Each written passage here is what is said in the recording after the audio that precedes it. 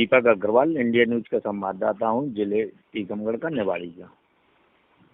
Okay okay मैंने MA LLB किया है, MJ भी किया है, ओके हिंदी लिटरेचर से किया है। नहीं, ओके क्राइम का और राजस्व का काम देखते हैं हम LLB का। ओके ओके और करीब हमारे 24 में से 15 घंटे वर्क में निकलते हैं। Wow wow. और हम सुबह से, हमारा जो सिस्टम है वो शुरू से ही है, हम सुबह निकल जाते हैं, सुबह 7 और 6 के बीच में। ओके और उसके बाद जो हमारा सिस्टम है, बना हुआ सिस्टम है, उस सिस्टम से हम काम करते हैं, तो करीब 9, 10 और 11 तक बज जाते हैं रात में। जी। Wow wow wow. करते क्या हैं आप, ये बताइए। मतलब पत्रकार हैं, ये बात मैं समझ गया हूँ जी। आप। हम ऐसा क्या सभी काम करते हैं, हम सभी काम करते हैं, ला का भी हम काम करते हैं और इसका भी काम करते हैं, पत्रकारिता का भी काम करते हैं। और एक्चुअली में क्या है, बिजनेस है, चूँकि पत्रकारिता में अब उतना है नहीं, तो हम अपना भरण पोषण के लिए हमें कुछ तो करना है, तो दुकानदारी भी है हमारी, रिटेल और थोक कपड़े की, उस पर भी हम अपना समय देते हैं, भाई भी देते हैं हमारे। ओके, आपकी उम्र क्या है? हमारी उम्र है सर 50 हो गई है, अभी अभी अभी हुई है 50। ओके, आपको ये जानकारी है कि मैं आपके जिले का SP रहा हूँ? बिल्कुल बिल्कुल सर, मैं आपसे मिल भी चुका हूँ, आप देख लेंगे तो पहचान जाएंगे, क्योंकि हमारी 95 से पत्रकारिता चालू है निरंतर। हम जब स्टडी करते थे उसी समय से है, और 3 नंबर से हम सिविल जज में रह गए थे, तो उसके बाद हमने ट्राई नहीं किए। Okay okay. अच्छा दीपक, यदि हम आपसे, चूंकि आप लॉ के स्टूडेंट भी हैं, पत्रकार भी हैं, व्यवसायी भी हैं जी और हर तरीके के लोगों से आप इंटरेक्ट कर रहे हैं जी और यदि आपसे हम ये कहें कि आप आज भी गुलाम हैं, जी तो इस स्टेटमेंट से आप किस हद तक अपने आप को सहमत पा रहे हैं, असहमत पा रहे हैं? बिल्कुल, उसमें क्या 50% का इसमें हम समर्थन कर सकते हैं। 50% का वो समर्थन कर सकते हैं हम कि जिन लोगों को अपन इस चीज़ से निकाल रहे हैं, वो उतना वो कॉन्सेप्ट नहीं हो पा रहा है, ना उन तक पहुंच पा रहे हैं अपन, पहली चीज़। दूसरी चीज़, ये 50% इसलिए नहीं मानते हैं कि हम अपना काम अपनी गति से कर रहे हैं, तो अपन तो स्वतंत्र हैं, अपन गुलाम नहीं हैं, उस चीज़ को मानते हैं। लेकिन जब दूसरे या जनप्रतिनिधि हों या व्यवसायी हों या कोई भी हो, और वो दोहन करते हैं जनता का या यहाँ के लोगों का, जो उनसे जुड़े हुए हैं, उनसे उनका लाभ लेते हैं, उनको कुछ नहीं देते, उनको वो अपने साथ रखे हुए हैं, सिर्फ जनता और भीड़ का हिस्सा है वो, तो वो उनके गुलाम हैं, जो उनको समय देते हैं। क्योंकि अब अपना काम अलग है, अपन अपनी दृष्टि से देख रहे हैं, वो उनको किस दृष्टि से देख रहे हैं, वो उनको कैसे ब्रेन वॉश कर रहे हैं, वो उनका है अपना। जी, आपने अपने हिसाब से काफी अच्छी व्याख्या की है, लेकिन मैं आपको बेसिकली थोड़ा सा विस्तार से समझाते हैं जी कि हम कैसे गुलाम हैं, और ये कोई इमोशनल स्टेटमेंट नहीं है, राइट? जी ये जी ग्राउंड की हकीकत है। हमारे और आपके सहमत ना होने से, होने या ना होने से हकीकत में परिवर्तन नहीं होता है, नहीं राइट? होता। जी मतलब हम अपने नजरिए से दूसरे ढंग से देखें ना देखें, सत्य तो जी जी सत्य ही बना रहेगा, राइट? बिल्कुल बिल्कुल सही है। तो यदि हम इस बात को समझने की कोशिश करें, तो सबसे पहली बात ये है कि आपको ट्रांसफर ऑफ पावर हुआ, जो जी कि चुने हुए व्यक्ति को किया गया, जिसे वर्किंग कमेटी में 0 वोट मिला था, राइट? जी और जी उस व्यक्ति का नाम था जवाहरलाल नेहरू। जी उसने एडमिना माउंटबेटन का यूज करके गांधी जी को और सबको प्रभावित करके वो जी जो है स्वयं प्रधानमंत्री बना, प्रधानमंत्री बन गए, राइट? बिल्कुल। जी अब ये बताइए कि उस व्यक्ति ने, ये बात समझना पड़ेगी कि उस व्यक्ति ने इस देश को और उसको कैसे चलाया। तो जी पहली बात तो ये है कि वो उपकृत था। उसने उन सब लोगों को रास्ते से हटाया जो जी अच्छे भारत का निर्माण कर सकते थे, बिल्कुल सही जिसमें है। दीनदयाल। सुभाष चंद्र बोस सबसे आगे रहेंगे, जी राइट? जी उसको जो है, जबकि वो इलेक्टेड प्रेसिडेंट थे कांग्रेस के, उन्हें जी जो है ना त्यागपत्र देने के लिए मजबूर किया गया, उन्हें देश छोड़ने के लिए मजबूर किया गया, जबकि वो जो है आईसीएस में उनका चौथा रैंक था और एक कर्मठ व्यक्ति थे। और उनकी कर्मठता इस बात में है कि उन्होंने हार नहीं मानी और जी जर्मन भी गए, जापान भी गए, इंडियन नेशनल आर्मी भी बनाई, आजाद हिंद फौज भी बनाई, जी बैंक भी बनाया, करेंसी भी बनाए, 60,000 लोगों को रिक्रूट भी किया। ऐसा जो है ना कर्मठ व्यक्ति को किनारे कर दिया गया, राइट। जी उपकृत होने के कारण जो है इन्होंने लॉर्ड माउंटबेटन को गवर्नर जनरल ऑफ इंडिया बनाए रखा। तीनों आर्म फोर्सेस के चीफ जो है ना अंग्रेज बने रहे।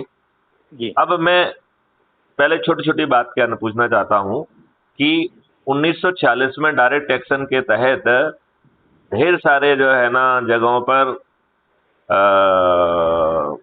हत्याएं की गई थी, बलात्कार किए गए थे, और जिसमें कि कोलकाता, नोआखली, मोपला, ऐसे बहुत सारे जगह थे, पटना था। तो इस तरीके के ढेर सारे जगहों पर हिंदुओं की बड़ी संख्या में हत्या की गई थी। जी एक बच्चे को भी ये अनुमान हो सकता था कि जिस जगह पर मुस्लिम लीग नहीं जीती थी और वो हिस्सा जो है पाकिस्तान बनाया गया रेड क्लिफ के द्वारा, जी तो वहां हिंदुओं का कत्लेआम होगा। ये अनुमान एक बच्चा लगा सकता है कि नहीं लगा सकता है? बिल्कुल लगा सकता है वो। अच्छा, तो जब बच्चा ये अनुमान लगा सकता था तो माननीय जवाहरलाल नेहरू ने ये अनुमान क्यों नहीं लगाया? नंबर 1। नंबर 2, उन्होंने ऐसे प्रोटोकॉल, प्रोसेस, एसओपीज क्यों डेवलप नहीं की जिससे जो है पाकिस्तान से हिंदू जो है वो साकुशल भारत पहुंच जाए और भारत से जो है ना मुस्लिम साकुशल जो है पाकिस्तान पहुंच जाएं? बिल्कुल इसके लिए बड़ी आसानी से प्रोटोकॉल, इसके लिए जो है ना आवश्यक डिप्लॉयमेंट, ऐसी नेसेसरी प्रिकॉशन ली जा सकती थी जो कि नहीं ली गई, जिसके कारण जो है बड़ी संख्या में कत्लेआम हिंदुओं का हुआ। लोग बाग छिपते छिपाते भारत पहुंचे। जी तो ये कहीं ना कहीं इस बात को दर्शाता है कि हम अपने सत्ता में मगरूर हैं, हमें बाकी चीजों पर ध्यान नहीं देना है, हमें ये ध्यान देना है कि हम कैसे सत्ता में बने रहें। बिल्कुल यही। अच्छा, आप ये बताइए, स्वतंत्रता के पहले 600-700 वर्षों से लगातार जो है हिंदू संस्कृति पे अटैक हो रहा था, हिंदू धर्मों पे अटैक हो रहा था, हिंदुओं का परिवर्तन किया जा रहा था, हिंदू जो है वो मर रहे थे, हिंदुओं के साथ सब कुछ गड़बड़ हो रही थी। तो स्वतंत्रता के बाद यदि किसी की को सबसे ज्यादा संरक्षण की जरूरत थी तो वो हिंदुओं को ही थी कि नहीं थी? बिल्कुल इसमें कोई समझने में कोई दिक्कत वाली बात है? कोई कोई दिक्कत नहीं है उसमें। लेकिन बिल्कुल सही है इसके ये बात। बावजूद भी उल्टा किया गया। जी जब जो है दो देश धर्म के नाम पे बनाए गए तो कायदे से जिन्होंने पाकिस्तान बनवाया उन सबको जो है पाकिस्तान जाना चाहिए था, लेकिन वो सब लोग जो है वोट बैंक होने के कारण नेहरू जी और गांधी जी ने कोशिश की, ले जाइए इसको साफ कर लीजिए, तो उन सबको जो है भारत में रोकने की कोशिश की गई। बात मानते हैं कि नहीं?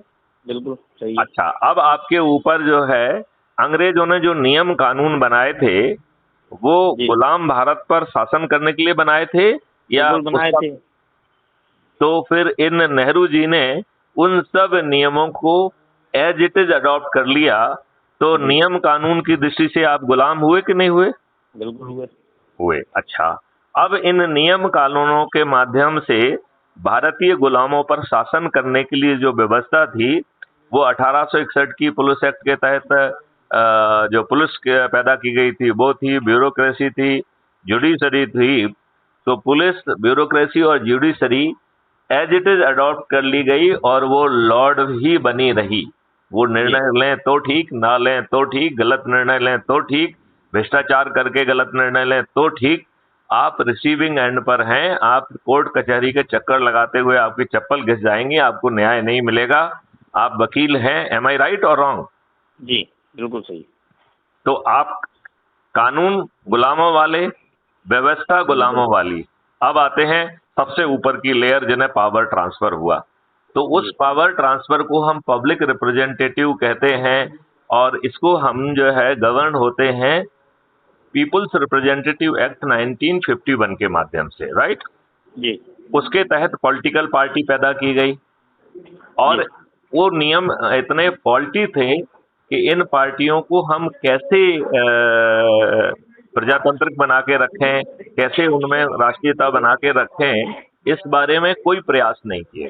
जी डू यू एग्री कि नहीं? यही कारण है कि आज पॉलिटिकल पार्टियां प्राइवेट कंपनियां हो गई हैं, परिवारों की कंपनियां हो गई हैं, उनमें कहीं पे जो है डेमोक्रेसी नहीं दिखाई देती है। जी। अच्छा, अब आप ये बताओ मुझे कि एमएलए आपके रिप्रेजेंटेटिव हैं कि नहीं है? नहीं, वो तो क्या है, जो एमएलए हैं वो तो आज वर्तमान में भाजपा के हैं, है ना। डिनाई किया है कांग्रेस को। यहाँ लोगों ने जो समझते थे, पुराने थे, लेकिन आज की जो नई पीढ़ी है वो इन सब चीज़ों से बहुत दूर है। जो अपन रिप्रेजेंटेट करेंगे ना। आप सीधे क्वेश्चन को घुमा के जवाब देने की कोशिश कर रहे हैं, मैं एकदम सीधा जवाब देता हूं आपको। जी देखिए, आप एक वोट देने वाले गुलाम हैं, जी और आपने गुलाम ने वोट दे दिया, और लेकिन वो आपको रिप्रेजेंट नहीं कर रहे हैं, बिल्कुल वो सही। पॉलिटिकल पार्टी को रिप्रेजेंट कर रहे हैं। पार्लियामेंट के अंदर वो जो है पॉलिटिकल पार्टी की जो व्हिप होती है उससे बंधे हुए हैं, जी और पार्लियामेंट के बाहर वो पार्टी डिसिप्लिन से बंधे हुए हैं। बंधे हुए और हैं। हमारे रिप्रेजेंटेटिव वो अत्यंत ही डरे हुए प्राणी हैं, जिन्हें हमेशा अपने एक हाई कमान का डर बना रहता है कि यदि आका नाराज हो गए तो जो टुकड़े मिल रहे हैं वो टुकड़े भी नहीं मिलेंगे। तो इस भय से वो ग्रस्त रहते हैं। देखिए, एक चीज आप बताइए, अंग्रेजों के समय में आप कम गुलाम थे, या अब कम गुलाम है, या ज्यादा गुलाम है? अब ज़्यादा गुलाम है। करेक्ट, आपने बिल्कुल सही कहा। अंग्रेजों के समय में वो जो है ना छोटी छोटी बात पे फांसी दे देते थे। इसके बाद भी स्वतंत्रता संग्राम सेनानी भी हुए। उन्होंने जो है ना हंसते हंसते जो है इनका बहुत जोर से जो है ना हर तरफ से विरोध किया, और हंसते हंसते जो है फांसी के उस पर चढ़ गए। आज जबकि हमारे बोर्ड से ये चुने जा रहे हैं, फिर भी हम इतने डरे हुए प्राणी हैं कि हमें मुंह खोलने में डर लगता है। डर लगता तो है। आज हम ज्यादा बड़े गुलाम हुए, राइट। बिल्कुल। जी तो जो ये रिप्रेजेंटेटिव हैं हमारे, ये गुलामों के वोट से जीते हुए लोग हैं, हमारे रिप्रेजेंटेटिव नहीं हैं। पार्लियामेंट में भी ये हमारी बात नहीं कह रहे हैं, पार्लियामेंट के बाहर भी हमारी बात नहीं कह रहे हैं। ये पार्टी तंत्र ने प्रजातंत्र की हत्या कर दी है। पार्टी तंत्र जो वर्तमान परिस्थिति में है, उसके रहते प्रजातंत्र फ्लरिश कर ही नहीं सकता है। तो हमें आगे चल के पार्टी विहीन प्रजातंत्र को लाना ही होगा, जी और हमें इसके अपने मॉडल डेवलप करना होंगे, हमें वो करना होगा। तो अब आप ये बताइए, नियम कानून गुलामों वाले, जी व्यवस्था गुलामों वाली, और प्रजातांत्रिक व्यवस्था भी वोट देने वाले गुलामों की, जहां जी आपके वोट से चुना हुआ व्यक्ति आपको रिप्रेजेंट नहीं कर रहा है। तो आप गुलाम हुए कि नहीं हुए? रजिस्टर्ड गुलाम हुए कि नहीं हुए? बिल्कुल बिल्कुल हुए। राइट। तो पहले तो यदि क्या है, वोट वोट डालने का उनको पावर ही नहीं था, वो तो गुलाम थे ही। आज आप वोट देने वाले बड़े गुलाम हैं। बड़े गुलाम। इस बात को हम बिल्कुल। सिद्ध कर पाए हैं कि नहीं कर पाए? बिल्कुल बिल्कुल सही कह रहे हैं। कर पाए हैं। तो अब जो है हमें बात करना चाहिए आजादी की, राइट। जी तो आज जो है अपन इस टॉपिक को यहीं पे अभी क्लोज करेंगे। आप अपने जो है नंबर से मुझे एक मैसेज दे देना कि मैं दीपक अग्रवाल हूँ। फिर अपन शाम वगैरह को अलग से बात करेंगे, विस्तार से बात करेंगे। और हमारा मानना ये है कि जब हम गुलाम हैं तो आज हमारी सबसे पहली प्रायोरिटी होना चाहिए कि हम इस व्यवस्था से की गुलामी से बाहर निकले, हम आजाद हों, हम एक अच्छी व्यवस्था को जमीन पे उतारें, जिसके माध्यम से हम पार्टी विहीन प्रजातंत्र को ला पाएं, अपराधी विहीन राजनीति को ला पाएं, खर्च विहीन चुनाव व्यवस्था को ला पाएं, साइबर क्राइम फ्री और क्राइम फ्री भारत को ला पाएं, और पेपर करेंसी मुक्त भारत, जहां पे कोई भी करेंसी पेपर करेंसी नहीं रहेगी, सब डिजिटल करेंसी रहेंगी। और उसके माध्यम से हम जो हवाला स्कैम्स हैं उनको भी बाहर कर पाएंगे। काला धन नहीं होगा, ना कोई भ्रष्टाचार होगा, ना कोई जो है ड्रग और नारकोटिक्स के जो है माफियाज होंगे, ना कोई टेररिस्ट होगा, ना कोई नक्सल्स होगा, ना ही देश को विभाजित करने वाले टुकड़े टुकड़े गैंग होंगे। और आगे चल के फिर हम टैक्स फ्री भारत को स्थापित कर पाएंगे। बिल्कुल। और इंटीग्रेटेड फार्मिंग के माध्यम से हम किसानों को और इंडस्ट्रियलिस्ट को ना केवल जो है हम समृद्धशाली बना पाएंगे, बल्कि हम उनको निरोगी और दीर्घायु भी बना पाएंगे। हम एक ऐसे भारत का निर्माण कर पाएंगे जो कि भारत विश्व की सबसे बड़ी रिसर्च एंड डेवलपमेंट हब होगी। वो वैदिक में भी सबसे बड़ी रिसर्च एंड डेवलपमेंट हब होगी, और वो जो है साइंस में भी सबसे बड़ी रिसर्च एंड डेवलपमेंट हब होगी। और it will be the land of opportunity. तो जैसे लोग आज अमेरिका को कहते हैं कि वो लैंड ऑफ अपॉर्चुनिटी है, आने वाले समय में भारत जो है वो लैंड ऑफ अपॉर्चुनिटी होगा और विश्व गुरु भी होगा। तो बाकी बातें अपन दीपक विस्तार से बाद में करेंगे। आप मुझे अपने मोबाइल नंबर से एक SMS कर दीजिएगा, और फिर हम बाद में कनेक्ट होंगे, ठीक है ना। और मैं आपसे कहूंगा कि आप crime free Bharat YouTube channel को सब्सक्राइब करें। उसमें 1200 के लगभग वीडियोज ऑडियोज हैं, उन्हें सुने और उनके ऊपर जो है ना अपने कमेंट लिखें। और हमें ऊर्जा केंद्र के माध्यम से अपने से जुड़े लोगों को जोड़ना है, और यह काम हमको युद्ध गति से करना है। अब आप ये मान के चलो कि आप ही सब जो है ना को सब कुछ करना है, तो आपके जिले के प्रभारी कौन हो सकते हैं? यदि आप दूसरे जिलों के लोगों को जानते हैं तो उनके प्रभारी बनाइए, राइट। और उनको ऊर्जाकृत करके हम अपने दीपक को जितनी जगहों पे फैला सकते हैं फैला दें, जिससे जो है दीपक अग्रवाल का नाम सही में जो है एनर्जी सेंटर बन के और वो जो है इस देश का कल्याण कर सके, राइट जी। तो बाकी बातें फिर अपन दीपक शाम को करेंगे। जी, ठीक है। जय हिंद, जय भारत, वंदे मातरम।